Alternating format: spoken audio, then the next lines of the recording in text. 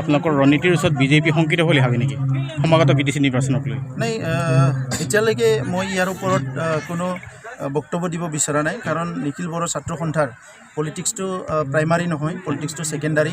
প্ৰথমতে হ'ল আমাৰ নিজৰ জনগোষ্ঠীটোক কেনেকৈ শিক্ষা দীক্ষা বিভিন্ন দিশত আগবাঢ়ি লৈ যাব পাৰোঁ, আৰু ইয়াৰ লগতে দীৰ্ঘদিনীয়া সমস্যা, বড়োলেণ্ড সমস্যা, উগ্ৰপন্থী সমস্যা, বিভিন্ন সমস্যাৰ স্থায়ী সমাধানৰ কাৰণে আমি সংগ্ৰাম কৰি আহিছোঁ। গতিকে মই প্ৰথমতে বিচাৰিছোঁ যে এই সমস্যাবিলাক চৰকাৰে সমাধান কৰিব লাগে।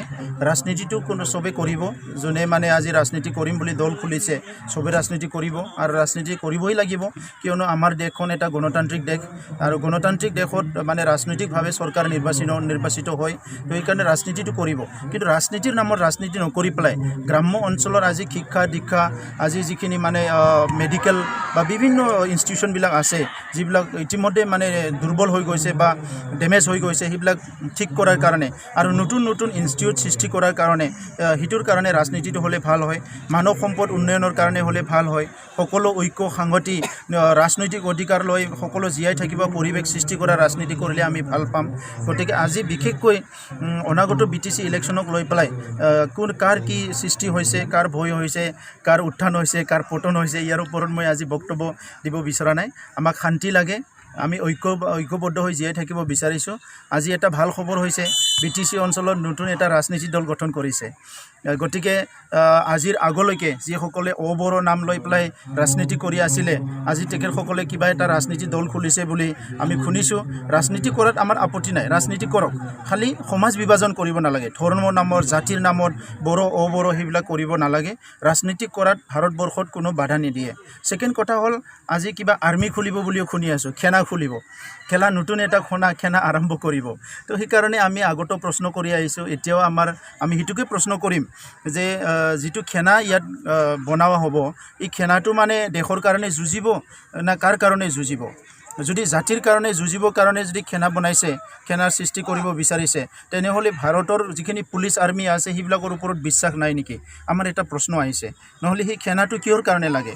আজিলৈকে তেখেতসকলে কোৱা নাই। খালি এটা ৰাজনৈতিক এটা মানে ষড়যন্ত্ৰৰ ভিতৰত ৰাখি পেলাই এটা সেনা যদি গঠন কৰে, তাত যিসকলে আজি জড়িত হ'ব সেইসকলৰ ভৱিষ্যত জীৱনটোও ধ্বংস কৰা হ'ব। গতিকে আজিৰ সময়ত 21 শতিকাত মানে মানুহ ইমান আগবাঢ়ি গৈছে, টেকন'লজি ইমান আগবাঢ়ি গৈছে, চব দিশতে মানুহ আগবাঢ়ি গৈছে, ছায়েন্স টেকন'লজি সকলো দিশতে। এনেকুৱা সময়ত যদি আমি নিজৰ মাজতে সেনা সৃষ্টি কৰি নিজৰ মানে এটা কনফ্লিক্ট এটা সৃষ্টি কৰিব বিচাৰে, এইটো আমাৰ অঞ্চলটো সদায় মানে পিছ পৰি থাকিব।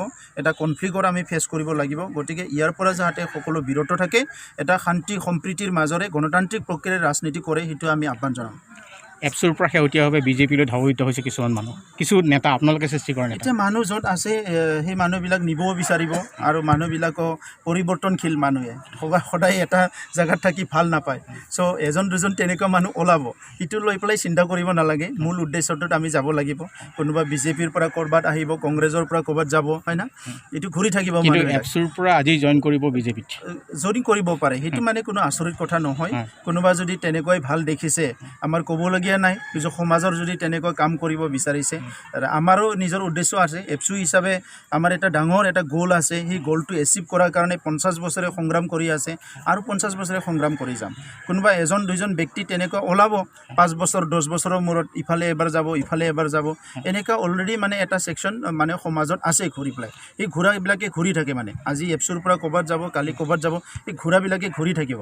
কিন্তু মেইন সমাজ পৰিৱৰ্তনৰ যদি কাম কৰিব লাগে, আপুনি পাৰ্টিৰ ইয়াত যাক সেইটো ডাঙৰ কথা নহয়। আপোনাৰ নিজৰ নিয়তটো ঠিক হ'ব লাগিব, এটিটিউডটো ঠিক হ'ব লাগিব, আপোনাৰ ডেষ্টিনেশ্যনটো আপোনাৰ ঠিক হ'ব লাগিব, যে কি ডেষ্টিনি লৈ পেলাই আপুনি কাম কৰিছে সেইটো ঠিক কৰিব লাগিব।